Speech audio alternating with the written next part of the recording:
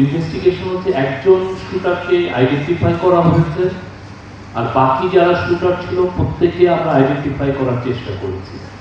আর যারা এই অ্যাটাক করেছিল ছাত্রলীগ, তারা ব্যান্ড হয়ে গেছে। অনেকে তাদের ফিরে আসার স্বপ্ন দেখেনি, কিন্তু ফারহান ফাইয়াজরা যতদিন আমাদের সাথে আছেন এরা জীবনে ফিরবে না। আমরা যতদিন আছি খুনিদের জায়গা নেই, খুনিদের বাংলাদেশে কোনো জায়গা নেই।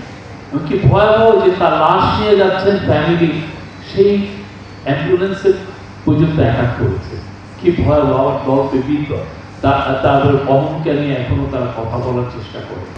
শেষ করার আগে আবার একটু কথা বলি। এই অনুষ্ঠানটা 18 তারিখে হওয়া উচিত ছিল।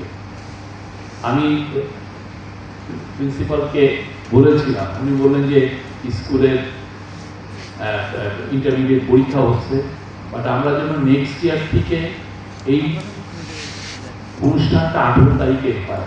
এটা ফারহান ফাইয়াজ ডে 18 তারিখেই হয়। আমার এটা সমিবদ্ধ অনুরোধ, ওই দিন ফারহান ফাইয়াজের জন্য ডেডিকেটেড থাকবে। তার নামে আমরা সায়েন্স ফেয়ার করব, তার নামে আমরা বীরত্ব গাথা গল্প শুনবো।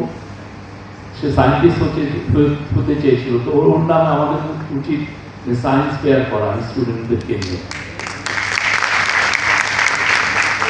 এবং 18 তারিখটা পুরোপুরি তার জন্য থাকবে। আমি মনে করি শুধু রেসিডেন্সিয়াল কেন, পুরো ঢাকার প্রত্যেকটা স্কুলে তার নামে সায়েন্স ফেয়ার হওয়া উচিত।